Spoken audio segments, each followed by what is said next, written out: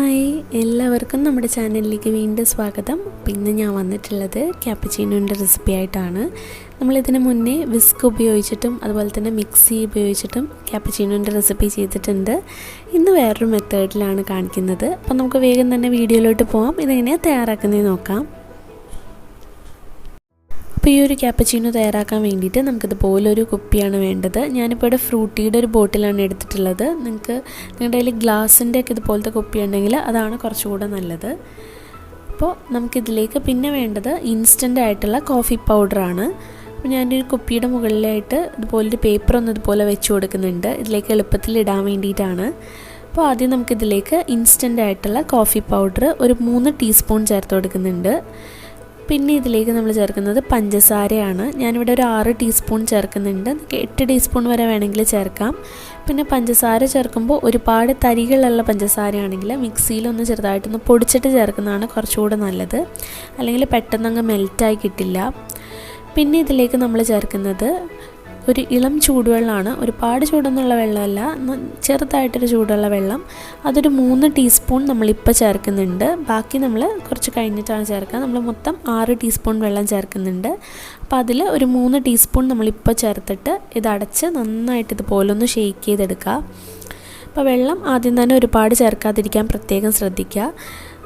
നമ്മളിതുപോലെ ഒന്ന് കുറച്ച് നേരം ഷേക്ക് ചെയ്ത് കഴിയുമ്പോൾ ആ പഞ്ചസാരയൊക്കെ ചെറുതായിട്ട് നലുത്ത് ഇതുപോലെ കളറ് മാറി വരാനായിട്ട് തുടങ്ങും. അപ്പോൾ ആ ഒരു സമയമാകുമ്പോൾ നമുക്കിതിലേക്ക് ഒരു 2 ടീസ്പൂൺ വെള്ളം കൂടെ ഒഴിച്ചു കൊടുക്കാം. അപ്പോൾ വെള്ളം ഒഴിക്കുമ്പോൾ പ്രത്യേകം ശ്രദ്ധിക്കുക, ഒരുമിച്ച് ചേർക്കരുത്. ഇതുപോലെ ഒന്ന് മിക്സ് ആയതിന് ശേഷം മാത്രം കുറേശ്ശെ വെള്ളം ചേർത്ത് കൊടുക്കുക.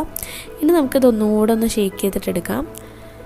ഇപ്പോൾ അത് ആ കളറൊക്കെ മാറി, ആ ഒരു ഡാർക്ക് ബ്രൗൺ കളറൊക്കെ മാറിയിട്ട് കുറച്ചൊരു ലൈറ്റ് കളറായി വന്നിട്ടുണ്ട്. ഇനി നമുക്കിതിലേക്ക് ലാസ്റ്റ് 1 ടീസ്പൂൺ വെള്ളം കൂടെ ഒഴിച്ചു കൊടുക്കാം. അപ്പോൾ ഞാനിപ്പോൾ മൊത്തത്തിൽ 6 ടീസ്പൂൺ വെള്ളമാണ് ഇതുപോലെ കുറേശ്ശെയായിട്ട് ചേർത്ത് കൊടുത്തിട്ടുള്ളത്. അപ്പോൾ നന്നായിട്ട് ഷേക്ക് ചെയ്തെടുത്തിട്ടുണ്ട്. ദാ ഈ ഒരു കളറിലാണ് നമുക്ക് കിട്ടുക. ഇത് എത്രത്തോളം ഷേക്ക് ചെയ്യുന്നോ അത്രയും നല്ല ക്രീമി ആയിട്ട് കിട്ടും. ഇനി നമുക്ക് ഇതൊരു കപ്പിലേക്ക് ഒഴിച്ചു കൊടുക്കാം. പിന്നെ നമുക്കിതിലേക്ക് വേണ്ടത് നല്ല തിളച്ച പാലാണ്. അപ്പോൾ ഈ ഒരു ക്രീം നിങ്ങൾക്ക് ആവശ്യാനുസരണം ഒഴിച്ചു കൊടുക്കാം. ഞാനിപ്പോൾ ഒരു 2 ടേബിൾ സ്പൂണോളം ഒഴിച്ചിട്ടുണ്ട്. അതിന് മുകളിലേക്കായിട്ട് നല്ല ചൂടുള്ള പാല് കുറച്ച് പതപ്പിച്ചെടുത്തിട്ടുള്ളതാണ്. അതുപോലെ കുറച്ച് പൊക്കിയൊന്ന് ഒഴിച്ചു കൊടുക്കുക. നമ്മുടെ ആ ക്രീം മുകളിലേക്കായിട്ട് ഇതുപോലെ പൊങ്ങി വരും. മുകളിൽ നിങ്ങൾക്ക് വേണമെങ്കിൽ കുറച്ചുകൂടെ ക്രീം ഒഴിച്ചു കൊടുക്കാം, അല്ലെങ്കിൽ വേറെ രീതിയിലൊക്കെ നമുക്ക് ഡെക്കറേറ്റ് ചെയ്തിട്ട് എടുക്കാം. അപ്പോൾ ഇത്രേ ഉള്ളൂ. നല്ല സിമ്പിളായിട്ട് തയ്യാറാക്കാൻ പറ്റുന്ന നല്ല ടേസ്റ്റി ക്യാപ്പച്ചീനോ ആണ്. പിന്നെ ഈ ഒരു രീതിയിൽ നമ്മൾ ചെയ്യുമ്പോൾ ഒരുപാട് കട്ടിയുള്ളൊരു ക്രീം ആയിരിക്കില്ല കിട്ടുക. പക്ഷെ നമ്മൾ മിക്സിയിലും അതുപോലെ തന്നെ വിസ്ക് വെച്ചിട്ടും ഞാനിതിന് മുന്നേ കാണിച്ചിട്ടുണ്ട്. അതിൽ നല്ല തിക്കായിട്ടുള്ളൊരു ക്രീം ആയിരിക്കും കിട്ടുക. പക്ഷേ എന്നാലും ഈ രീതി ചെയ്താൽ പോലും നമുക്ക് അത്യാവശ്യം നല്ല ടേസ്റ്റി ആയിട്ടുള്ളൊരു കോഫി തന്നെ തയ്യാറാക്കിയിട്ട് എടുക്കാനായിട്ട് പറ്റും. ഇത്രേ ഉള്ളൂ നമ്മുടെ സിമ്പിളായിട്ടുള്ള ക്യാപ്പച്ചീനോ. അപ്പോൾ ഈ ഒരു കുപ്പിയിലുള്ള ക്രീം നമുക്ക് അതേപോലെ തന്നെ ഫ്രിഡ്ജിൽ സൂക്ഷിക്കാവുന്നതാണ്.